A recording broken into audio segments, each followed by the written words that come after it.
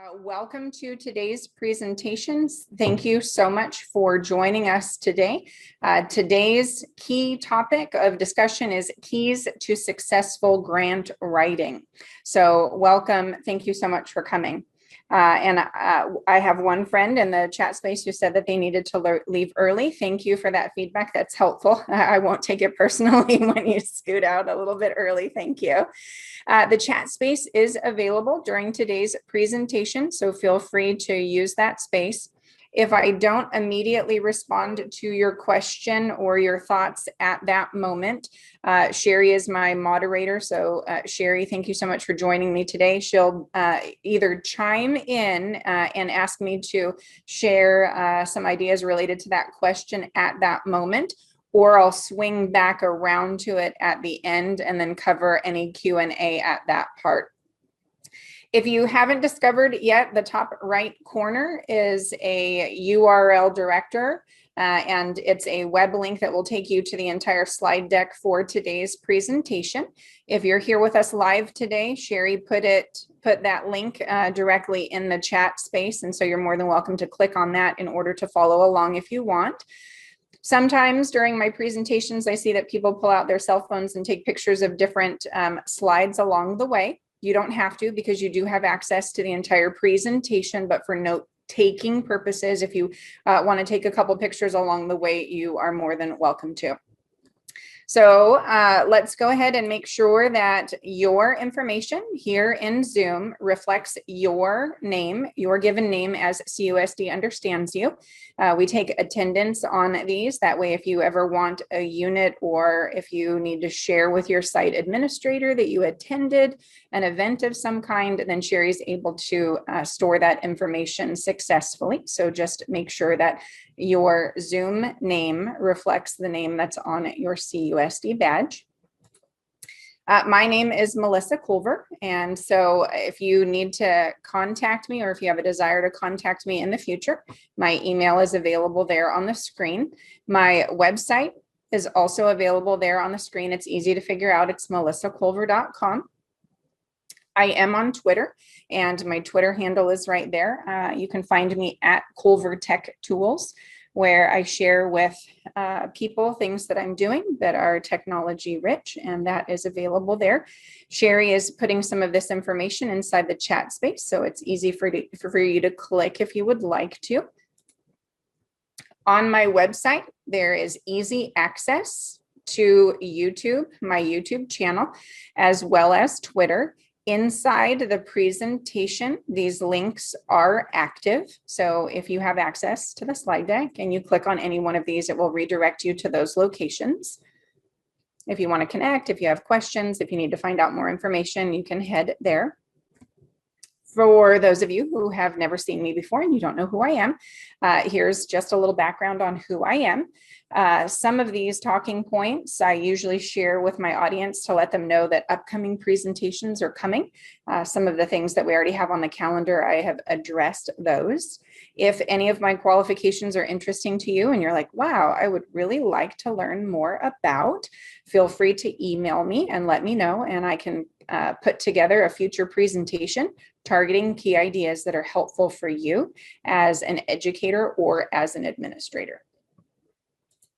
You'll notice that I didn't read that slide out loud to you. There are several slides in today's presentation that I will not read out loud to you.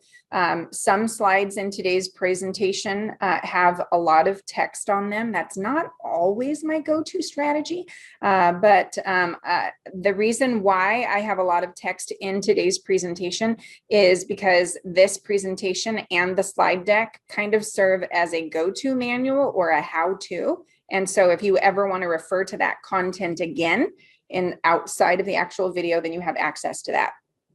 Today's presentation is being recorded, and I usually let people know, give Sherry a good 3 to 4 business days in order to get this material all tidied up and on the actual website. So here we are Thursday. I would say Tuesday is probably somewhat reasonable. So on Tuesday, the CNI website should have the topic of today's presentation inside the technology download area. And then in there, you would see how to get redirected to this actual presentation. Sherry will upload the entire video and that will be available to you. For any of you who missed the shortened URL, the redirector to today's presentation, it will pop up more than once in the presentation. So don't feel like you lost your golden opportunity to have access to the entire slide deck. It will pop up again. Chat space again is available, so feel free to use that space as needed. And thank you again, Sherry, for co-hosting, for being a part of this space. Your help is quite valuable. This is the outline. I will not read the outline out loud to you. I'm just going to pause and let you read it, and then I'll scoot on to the next slide.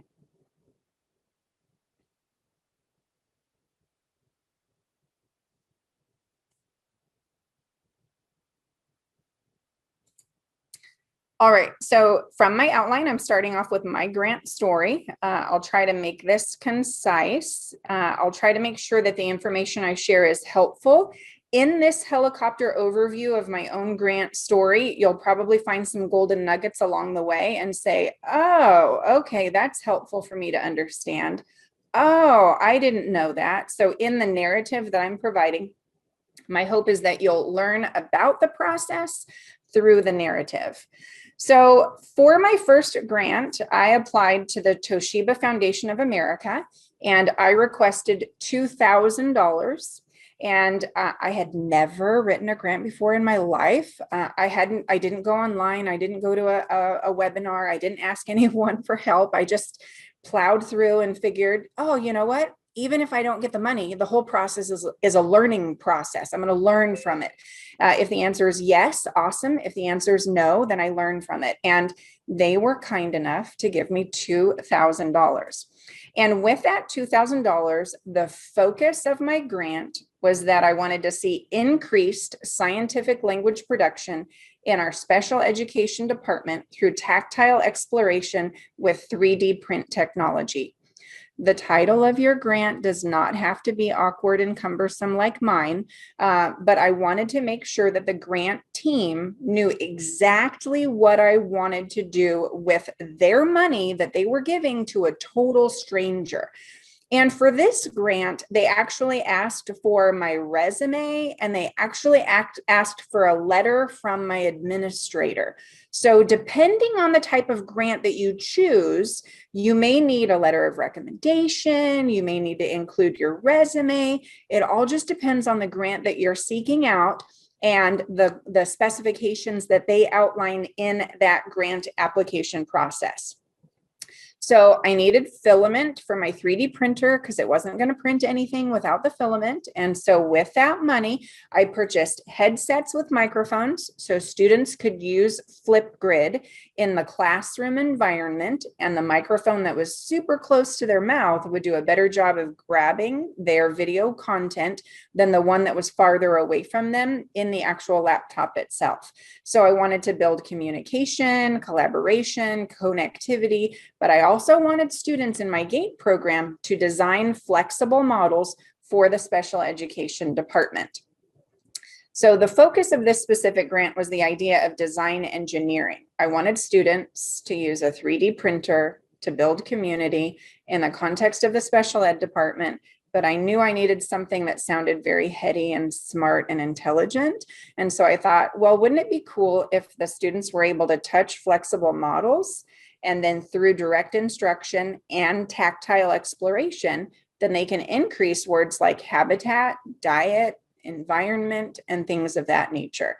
Now, I'm not limited to just these. As time goes on, I can use those resources for other things, but to get off the ground, I definitely needed to focus on those grant-specific items. My second grant, I felt inspired. And so I'm like, okay, I'm going to try this again. I hope total strangers are willing to give me money again. And my second grant, I received $9,500. And this time it was from the Foundation for Clovis Schools. And I wrote a grant that specifically targeted the idea of robots. I wanted to use computer programming and robots in the classroom. And I didn't have any other source to find this money. So I'm like, hey, I'll write a grant. So with this grant, I decided to specifically focus on programmable robots. And the students performed a variety of different tasks with these robots. I focus on K-6. As an instructional technology coach, I serve 5 schools, and I target grades K through 6 in this environment. And I knew when I wrote that grant that I needed robots, iPads, iPad cases. I needed to spend $25 per iPad for Clovis Unified to set those up for me. I needed power strips to charge all of these things because I have 12 robots and I have 12 iPads. That's a lot of things to charge. Mobile bins, mats, launching kits, all of these things needed to be a part of that grant as I wrote this grant. So as I looked at tomorrow's environment and the jobs that are available tomorrow for the students that we're serving today, I know that labor-oriented jobs are going to evaporate. We use our cell phones to make purchases at Starbucks. So the cashier, they don't need as many cashiers. When we go to Walmart, when we go to Target, when we go to different stores, we have those kiosks where we're able to do that self-checkout. And so I know that as I prepare my students for tomorrow's environment, I need to infuse STEM-rich ideas into the classroom. And so I thought, what a great opportunity.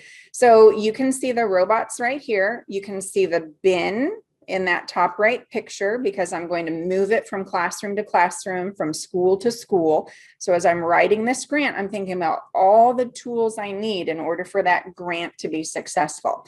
And then in the presentation, those blue items on the right, those are links. You can click on those if you're curious about the content in those. So the iPads, the iPad cases, the curriculum that went along with it. And along the way, I took several pictures to document what I was doing. I took video of the children interacting with what was going on. I was able to record data. I knew the number of teachers I was impacting. I knew the number of trainings I was hosting. I knew exactly the number of students who participated in each of these opportunities. Because when I was finished, the Foundation for Clovis Unified said, hey, we'd really like it if you could come and tell us about your experience. And you only have 7 minutes. So I knew that having all that data ready and available, all of that video content, all of those images, I was able to tuck it into a little video and pop it on YouTube. And during the presentation, I was able to answer almost all of their questions in that 7-minute video. Now, with the Foundation for Clovis Unified, they're not going to ask everyone to come back to give a report. Sometimes they just give you the money. Thank you so much. Have a great time. We're expecting you to be ethical with the money that we've given you, etc. Not all grants are going to ask you to cycle back to give them a report of what has happened. Some grants will, and some grants won't, but I wanted to be ready no matter what. And so I'm glad that I had all that documentation to go along with it. It was super fun, in my opinion, to go and to share with them that their money made a lasting impact on the students who had access to these extraordinary learning opportunities. So that very same time that I wrote the grant for the robots, I was silly enough to write 6 grants all at the same time. And let me just tell you that it is not a fantastic idea to do that. And I'm learning from my experience, and I'm sharing that with you so you can learn from the process. So of the 6 grants I wrote exactly at the same time, I had a yes to 1 and a no to 5 of them. And I'm not discouraged in the process at all, because I can tell you I've been rejected. So I have this personal experience to carry with me. And in retrospect, I'll be honest with you, trying to navigate multiple grants at one time, in my opinion, is not the smartest idea. You've got a lot of content, a lot of unboxing to do, a lot of resources to work with, to figure out, to encourage other people to be a part of what you're doing, etc. If that's your thing, unless you're the only person who's going to work with your money, with the money that's given to you, rather. And so I'm not going to say in the future that you should never write more than 1 grant at the same time, but just be realistic with what you can navigate at any one time. My suggestion is to do well with whatever is given to you and not try to take on too much. So in retrospect, I'm super thankful that they rejected me for those extra ones, because I think the robots, in my opinion, that was a huge undertaking. And I'm glad it wasn't the only grant I was navigating at one singular time, but it was just perfect in my opinion. So my third grant, I went back to Clovis Unified and I said, hey, I had a great time with the 9,500 that you gave me last time. I would actually like some more money, please, and thank you. And they were kind enough to give me 7,500. These were back-to-back consecutive years. And the Foundation for Clovis Unified gave me 7,500, and I wanted more 3D printers. I was super excited about what happened with the first one, and now I have 5 more 3D printers. I'm using them in the K-6 environment, in the Clovis North area, across the 5 elementary schools that I serve. So I have 6 3D printers, and I like MakerBot.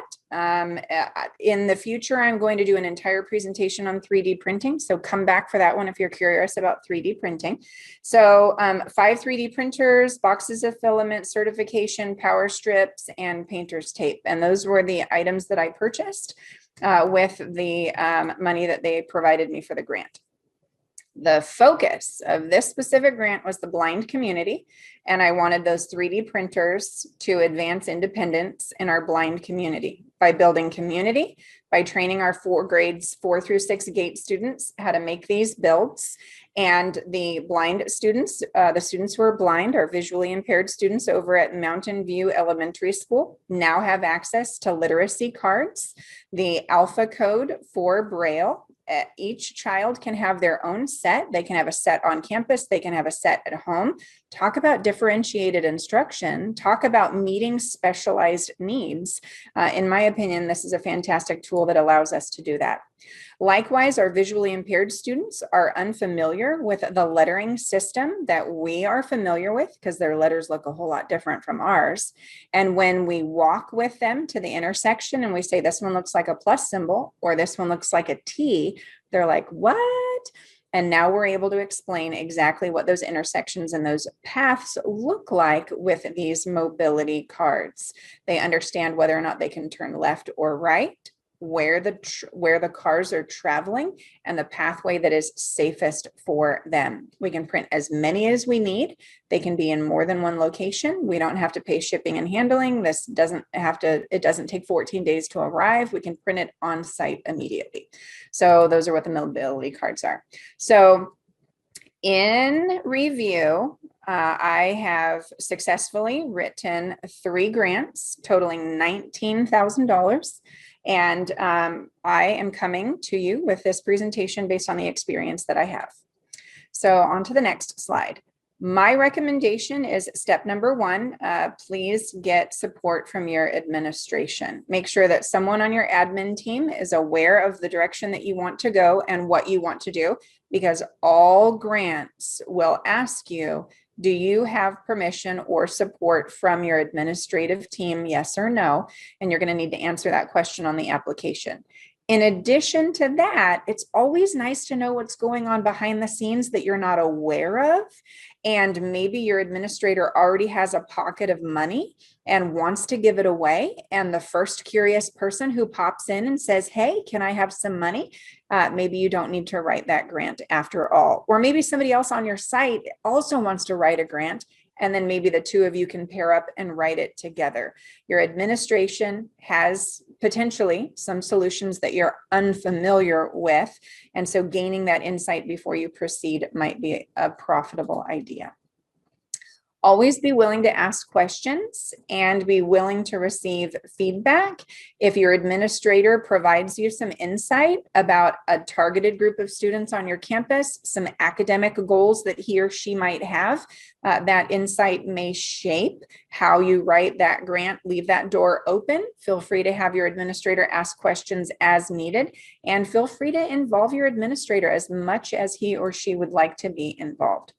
So another natural question is, where are these fantastic grants? How can I find them? I won't read every slide out loud, but I am providing you a lot of information on these next few slides.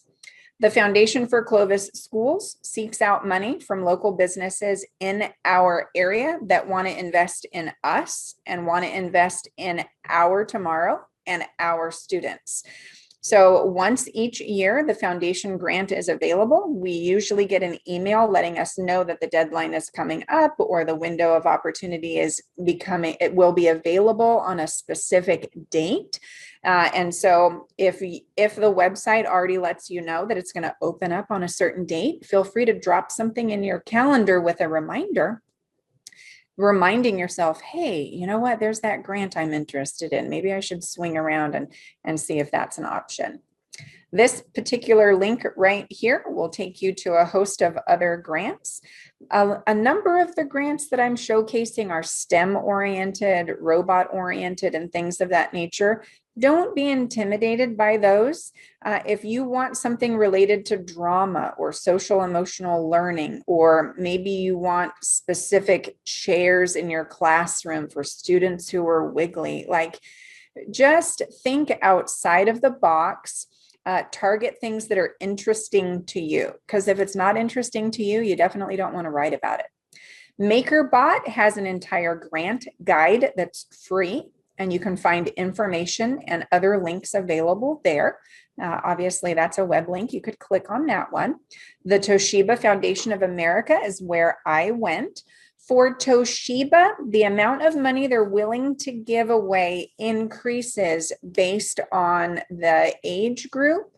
So if you're serving K through 5, there's a particular price range that they're willing to give away to that pocket of students. And then if you go 6 through 12 or 6 through 8 or 9 through 12, sometimes they change a little bit. So pay attention to that depending on the amount of money that you want.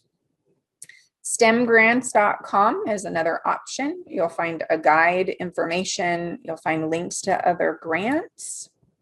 If you are funding an after-school program that's targeting STEM of some kind, I don't know if Campus Club can be classified as an after-school program. If you want your Campus Club to be funded with robots, 3D printers, high-tech learning devices, maybe you can utilize that pocket of money for that specific space. STEM grants for K-12 educators. You'll find a variety of information on that specific website. And then the National Science Foundation. It's all alphabetical along the top, and there are lots of different funding opportunities. Some of those are quite large, maybe a school district that wants $1 million or more, but there are some that are targeted specifically for maybe smaller projects, kind of what some of us might be looking at. And again, here's another slide just reminding you, don't be intimidated. It doesn't have to be STEM. If you want books in the hands of students, that's a quality grant worth writing. We want books in the hands of students, don't we? They don't have to be charged. They're not completely destroyed if you spill water on them. The pages do get wrinkly for sure, but so lots of opportunities there. So this next area within the presentation is going to target specifically some of the characteristics that are in a grant. And I've alluded to some of those, like I talked about my resume, I talked about a letter from a principal. Those are not always needed. It all just depends on the grant that you're working with. But I'll target some of the key items that are going to show up in most grants. I'm not going to talk about contact information. That's, in my opinion, self-explanatory. Name, address, demographics, how can they find you, those sorts of things. School information. If you're unfamiliar about your school information, you can ask your principal, your office administrator for those sorts of things. I'll spend more time on some of these other categories as the presentation advances. So let's start off with a title. Essentially, you're asking a total stranger to give you money. They have never seen you. They have no idea who you are. They're going to write you a check, or they're going to ship everything directly to you. And you need to make everything stand out, in my opinion, even starting at the title. The title should be a brief synopsis, an overview of where you're going to spend that money and why. And it's basically like applying for a job interview. Like, why are you standing out? They had 1,000 applicants, and why is yours worthy enough of their money? So spend time, be creative, get feedback. target those key ideas and then put that into your title. Earlier in my presentation, I apologized for how wordy some of my slides are in this section. I'm so sorry, but I'm looking at it as a takeaway for you so that you have access to this information later. So in that white band in the middle, ask yourself the question, this or that. Do you like this one or do you like that one?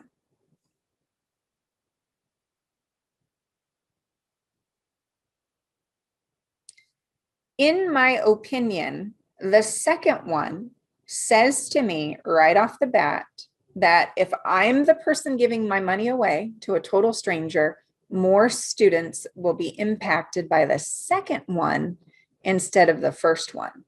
Now, if your grant is only targeting third grade students, that's fine. Don't feel like you can't or you shouldn't write a grant only for third grade students. But my suggestion is make sure it stands out enough so that whoever is giving away free money understands that a maximum number of students can be impacted by that money. That's my suggestion. All right, let's do this or that again. In that white band, would you choose this one or would you choose that one?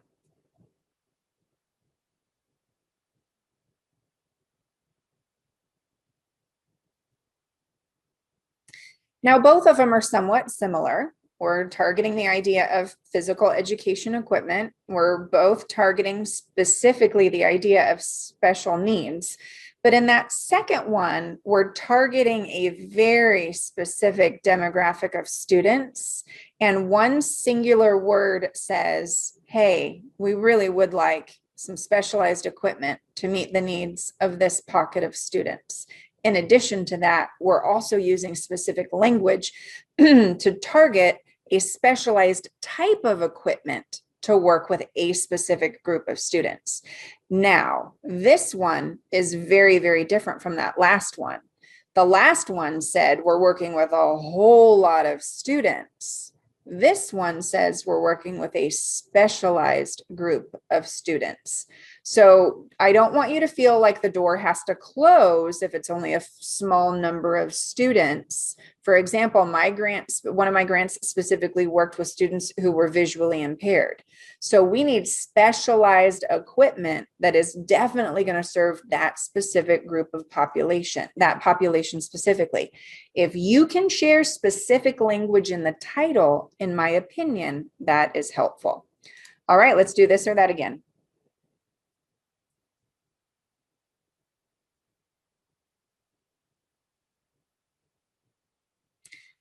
In my opinion, it is helpful to talk a little bit more about the solution. You can highlight the problem, and we're going to talk about that more in the presentation. Sometimes it is essential that we highlight the problem, but in my opinion, if you're going to highlight the solution with clarifying language, you're communicating to the readers of your grant that you have already thought this out and you know exactly what you're going to do with that money. So simply saying that you're the only one on campus who doesn't have something isn't always a key identifier that pulls on someone's heartstrings and says, oh no, you don't have one either. If you can bring specific language to the table that clearly says that you know what you're doing and where you're going and who you're going to serve with that, that's going to be helpful for the readers who are reading those grants, in my opinion. All right. I alluded to this earlier in my presentation, the idea of all the different things that you might purchase with those monies, but I'm bringing clarity to the discussion by saying you will need to research where you're going to buy each of these items. One of two things happens. They usually want an Excel document with the link to your Amazon cart or your wish list, or they want a direct link to the vendor with the pricing information, or they want PDFs from that vendor clearly saying that when you buy 6 of these or 400 of whatever, that the total cost of that will be such and such. Not vague numbers, not general ideas, They want specific down to the penny, how much will this cost?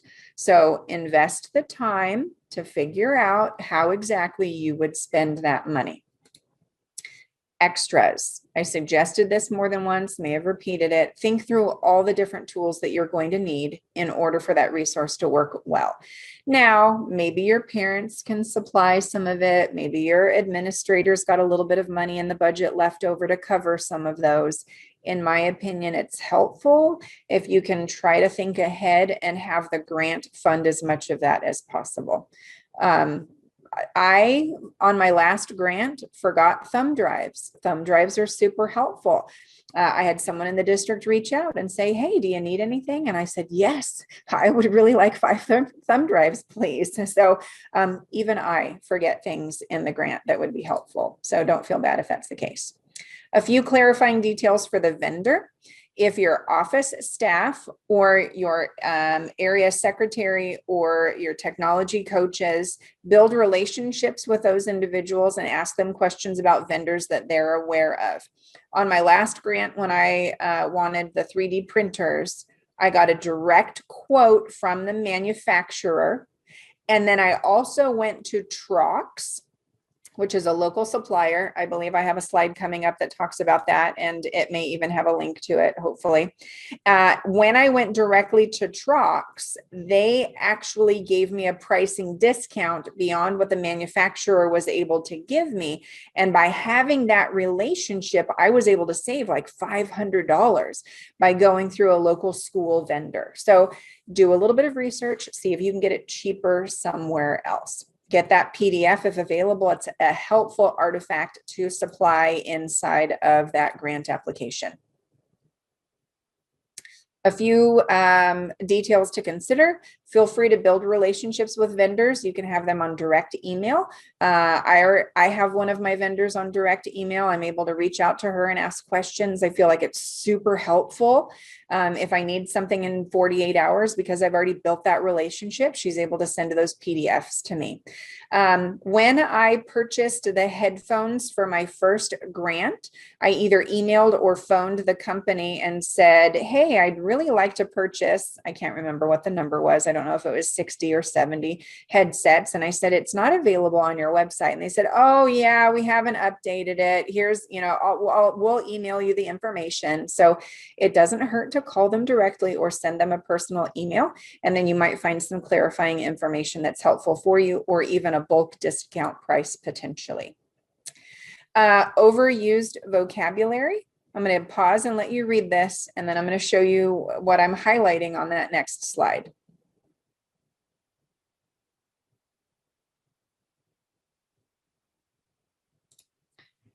So in my opinion, new computers, we don't have enough, and outdated. You don't have to stay away from these words in total, but I would predict that a lot of the grant teams are hearing this word over and over again. Now, I'm not saying that you can't use it and that you shouldn't use it, but if there's any way that you can transform these phrases so that the team who's actually reading that grant can read the same thing, but it stands out a little bit differently, it might yield a better impact. So maybe the efficiency of updated devices would provide exceptional learning opportunities to our students. Sounds a little bit snazzier than we don't have enough, they're outdated and we need new computers. So try to make it a little bit snazzier than just something as simple as these phrases, just my opinion.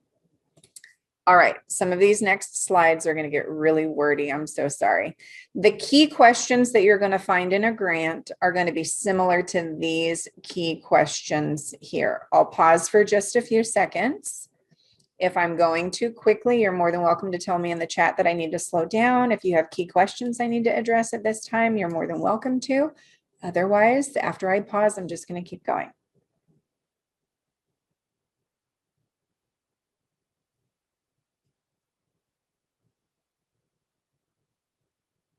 So essentially, you're building multi-paragraph responses to questions similar to this. Now, obviously, each grant's going to write their own questions, but overall, most grants are going to ask questions similar to these. So the grant readers, in my experience, are not always teachers. Some of them have no background in education whatsoever. And so when you're using teacher-oriented language, you may need to explain these ideas to them. Avoid things that are vague and unclear. Try to be as specific as possible. Answer those key questions that we were introduced to back in second grade when we started writing narratives: who, what, when, where, why, and how. Under what conditions are you going to use this money? Again, you're a total stranger. Why do they want to give you money? And then in the boxes, so in that grant writing form, if it's all online and you're filling in the boxes, if the box sort of has bumpers and it doesn't grow at all, try to fill that to the maximum capacity if possible. My opinion is more clarity, more insight, more information is going to outbeat somebody who only put 4 sentences in that box. Super wordy. You don't have to read it, but I'm showing you a real live example of how I'm bringing clarity to the discussion. I'll pause while you read that.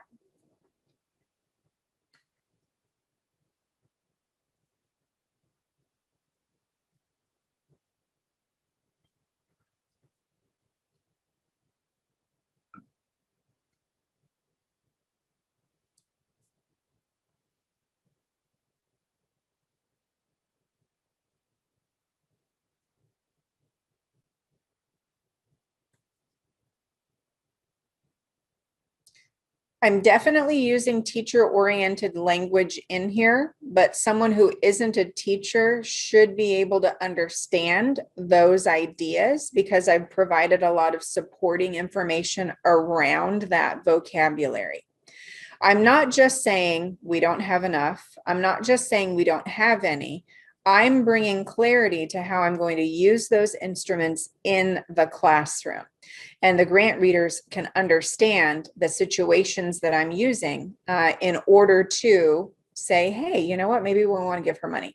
The next slide is wordy again as well. I'm bringing more clarity to the discussion.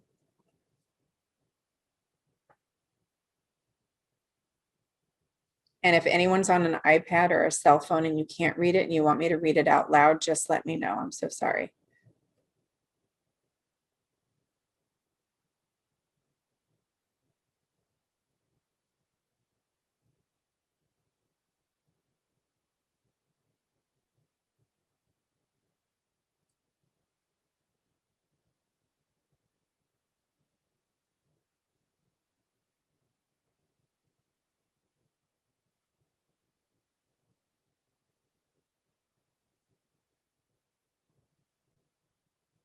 So if you're writing my grant, would you give me money? You see, we're not just saying we want money. We're not just saying we want a tool. What we're saying in the grant is that we want to change someone's life. We want to change their perspective. We want to provide students with engaging resources that transform their trajectory. And if you can craft that narrative in your words, you're going to convey to that grant reading team, hey, this teacher knows what they're doing. They care about kids. They're totally going to use this money for the right course. So convey that if you can. It's not a massive essay. I'm not going to, write 13 pages on the topic. I'm going to summarize and synthesize that information so that someone's willing to give me money. I talked about problems earlier. At some point in time, the grant team in the application is going to ask you reasons why you don't have access to money in order to transform lives. So feel free to ask your administrative team for insight or clarity on that discussion. But here are some things that I've talked about in my grants. Our budget is smaller. We have funding issues. In California, the minimum wage is increasing. We have access to fewer employees. The cost of all resources is going up. Other areas need funding. We just had we had a dilapidated playground that was falling apart, and we had to allocate funds for that because it was hazardous to the safety of the children. There were targeted issues on our site. We needed to allocate urgent funds to those areas. We don't have extra money in order to get these microscopes, for example. If you're working with a specific pocket of students that have academic delays or deficiencies, or they need specific resources that are non-traditional in your learning environment, feel free to target those ideas and put those on display. So here is a paragraph. I'll pause. I'll come back to you in just a second.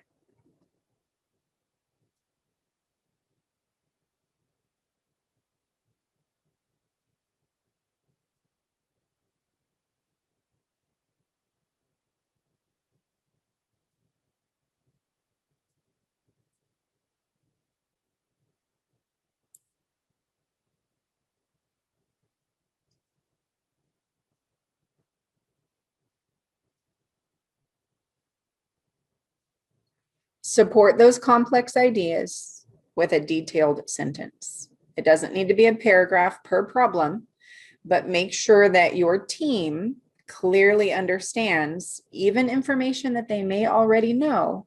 Make sure that they know the budgetary complications that make it difficult for you to purchase those resources. Feel free to explain more, not 6 pages, just a couple paragraphs.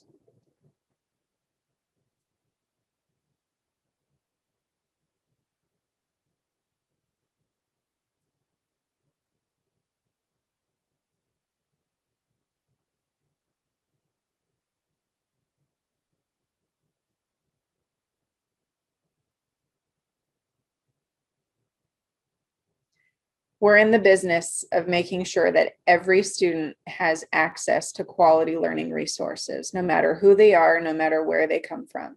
How can we make sure that every child is successful? And we want to convey that to the grant team. We don't want to leave anyone behind. And so feel free to bring that information in and clarify that. Here's one more, and then I think it gets less wordy after that.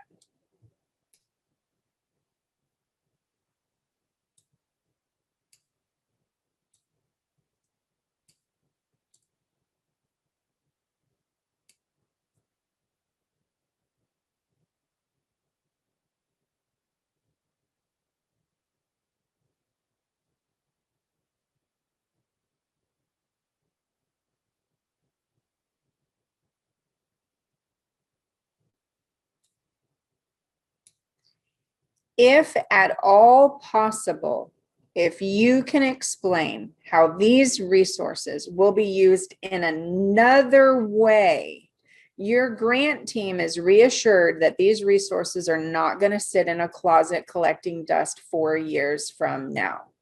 They don't want to waste their money. So if you can creatively craft a couple paragraphs that say, beyond the focus of this intended grant objective, we are also going to use these resources in these 2 or 3 other ways, then that grant team knows that their money is not going to go to waste. So think creatively, see how you can apply those resources in more than one way. All right, I'm not going to read through this vocabulary. It's totally okay if you don't read this slide. You've read a lot of slides. I'm so sorry. I've just tucked this in here as notes. So as you're writing your grant, you can swing along over to the red one that says crash on it, and then you can say, ooh, yay, fantastic. I can use these words in my grant as well. Thank you for that feedback. That's fantastic. Thank you in that chat space. All right, make sure that you review your grant before you send it off. I know this is self-explanatory. We always, read our essays 4 times before we submit it. But just remember to review that content before you go in. If there's a couple typos in there, it's a little bit cringy. So much like your resume, you're going to read it 14 times. You're going to have 2 other people read it. Feel free to review it before you send it off. Feel free to make sure your admin is familiar with this. That way, if anybody asks your admin, hey, what are they doing? What's that grant about? Just make sure your administration knows what's happening and where you plan to go with that. What happens next? My recommendation is if you are selected as the grant recipient, they didn't have to choose you, but they did. So my recommendation is, please, if you can, write a thank you card or a thank you letter, thanking them that they spent money on you. That's just my thought. That's my recommendation. I don't have it in my slides, but the Toshiba Foundation of America did ask me to run something in our local newspaper if possible, because that grant, the funding source usually wants people to know that they're doing great things, and they may ask you to get the word out about their generosity. So if those are the details of your grant, they will let you know that. Try to run a press release, and they may even write the press release for you. Different grants are going to handle their money differently. Some grants are going to send you a check. The Toshiba Foundation of America sent me a check. They sent it via FedEx, and we had to sign for it. Connect with your office manager and ask them, what do we do? Your office manager, I'm assuming, is definitely going to know what to do with that. So she was able to deposit it and take care of it, allocate it to the correct budgetary year. And then we were able to navigate forward with that. She orchestrated the POs for the purchases that I need. She was able to tackle all of that for me. In my opinion, it's helpful to label the resources that come to you as grant resources so they don't get lost in the shuffle and used for other things. I either use a silver permanent marker or a black permanent marker, and then I write on everything. I put labels on it and say, this was grant, these were grant resources, so people don't walk away with them on accident, and unbox it, those sorts of things. Make sure all of the supplies that you received are there. And the Toshiba Foundation of America, they are asking me to do a report. So I need to let them know it was a 2-year grant. I told them it was going to take 2 years, and they are going to need the documentation showing exactly where I spent every dime. So when those purchase invoices come in, make sure that you catalog that information carefully if that applies to you. The Foundation for Clovis Schools, they did all the purchasing for me. So 2 completely different experiences. One sent me a check. The other one shipped all the resources to me. So based on your grant, then they will determine, their policies on how they do that, so that you either, it's like, hey, it's Christmas, all these boxes show up. It's pretty fun, or a check, one or the other. The Foundation for Clovis Unified has never told me that I need to collect data or write a report. They have never said that. But I just choose on my own to calculate and record that information in case they ever ask. Toshiba Foundation of America is different. Toshiba Foundation for America is asking me to conduct a small report. I have a multi-page document with some charts and some graphs showing the before and after data. I also need to let them know exactly how the money was spent. I need a signature from my administrator, and then I need to email that off to that specific coordinator. So each individual grant is different. Not all of them are going to ask you for data collection or a report. So you'll find that out when you're filling out the application. It will clearly let you know whether or not that's essential. Here's one of our last sections. I know that I have about 11 minutes left in the presentation, and then I'll make sure that I pause for Q&A at the end. When you share, it's not that you're being braggartly. It's not that you're being prideful or self-advancing. In my opinion, you're inviting relationships in, you're allowing people to be curious about your experience, you're inspiring them to be courageous, and you're letting people know about the generosity of that organization. So it's okay to put it on Twitter. It's okay to tell people what you're doing. A lot of those funding sources want people to know that they're giving away free money, and they kind of want a pat on the back when you celebrate their generosity. So feel free to let people know what you're doing and what you're a part of.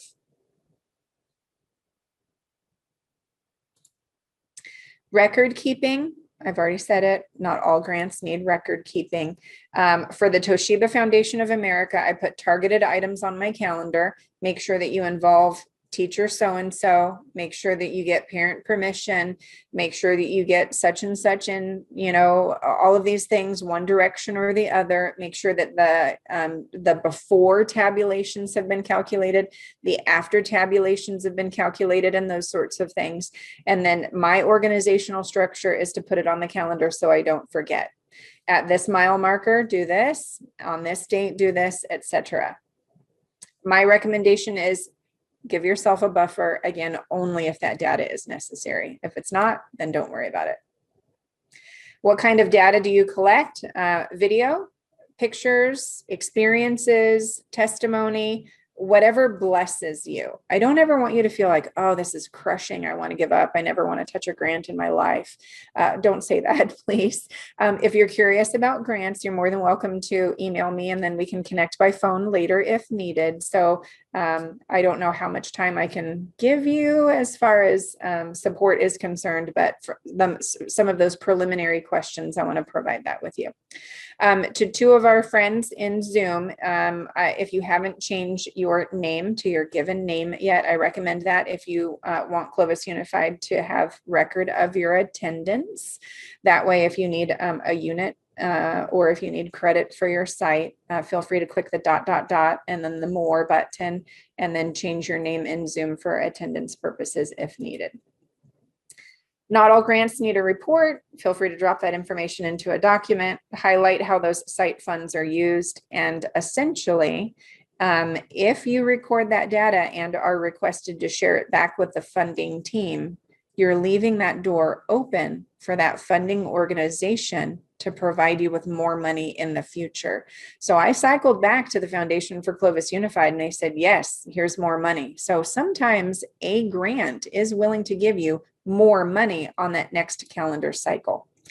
I can't thank you enough for taking time out of your day to join me for this presentation.